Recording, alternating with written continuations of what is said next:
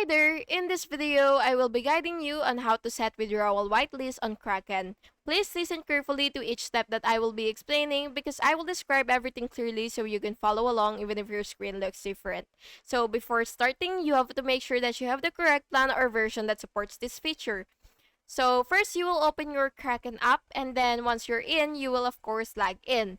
Tap profile icon and then select security and then withdrawal whitelist. Tap add new address and then enter the cryptocurrency address that you would want to whitelist. Name the address for easy reference. Tap save and confirm 2FA verification. On the addresses on whitelist can now receive crypto withdrawals. You can edit or remove addresses anytime from the whitelist menu. And that's it.